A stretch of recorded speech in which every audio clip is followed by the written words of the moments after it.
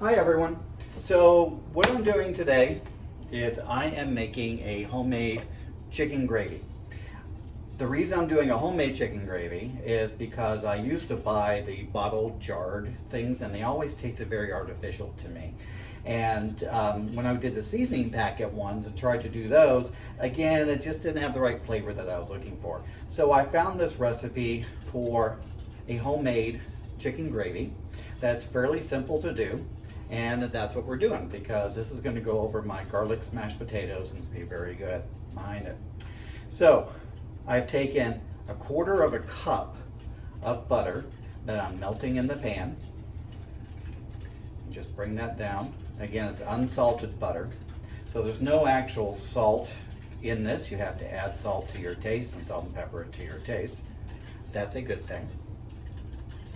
Once you get your butter melted, you're going to add in 1/3 cup of flour. So you're going to mix that together and create a paste.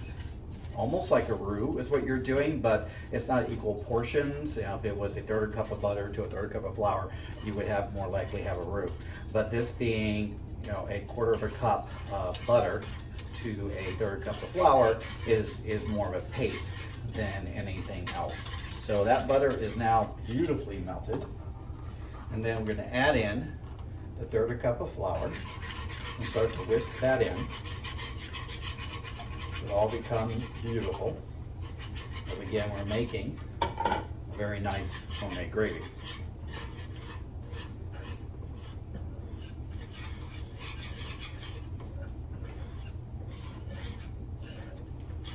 So you get this nice paste. Like I said, it's almost a roux. So then I have 2 cups of unsalted or salt-free, however you want to phrase it, chicken stock. And you're going to incorporate that and just whisk it as you go, because this is going to bring into your gravy. So just pour it a little bit at a time as you're whisking through until all the liquid is absorbed. And at some point as you're going,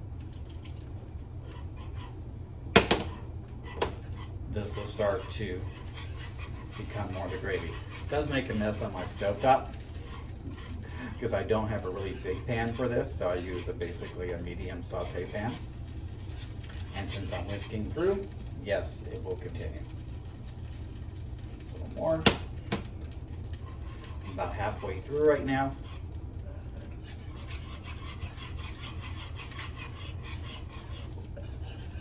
And it's staying very thick behind you. You can feel it on your whisk as it moves around.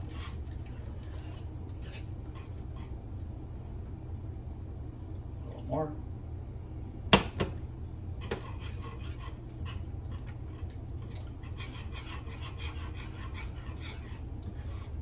Make sure you scrape up the sides as you go.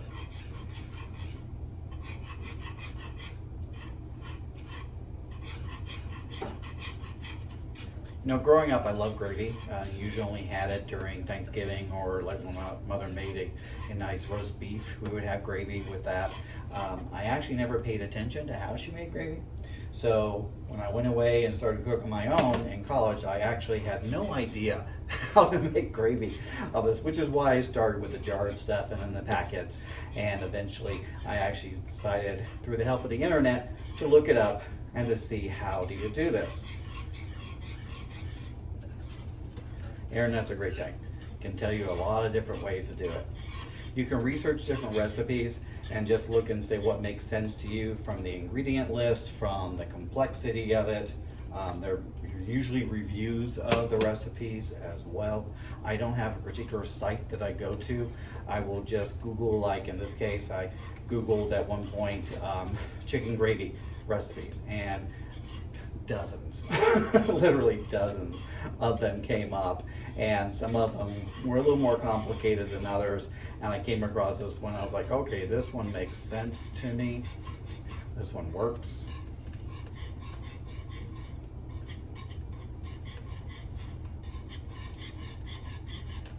Okay, almost there. Add the last liquid.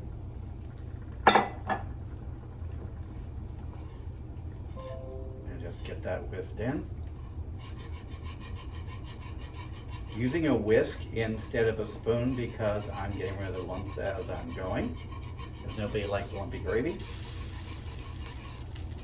Lumpy gravy is basically just flour, and you really don't want uncooked flour. You really shouldn't eat that. It actually says on the flour bag, oddly enough, I was reading that today, that it actually says to not eat it raw, to cook it before you taste it. I guess somebody or some people were eating raw flour, which is not good for you to do. Gotta love the little warning labels on food packages, and you have to think, who did that? How did that happen? Things. So now, this is nice. This is pretty. Give you a little bit of a look on that. You want to salt and pepper it because you actually have really zero salt in this.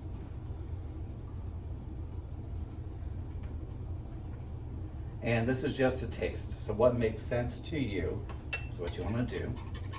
And whisk that in. And this should be served hot. So you want to make this right as you're basically sitting down to dinner so that it is ready to go. So I'm going to pour this into a glass serving dish, and then we are ready to go. So there you go, homemade chicken gravy, which you want to add I forgot one thing.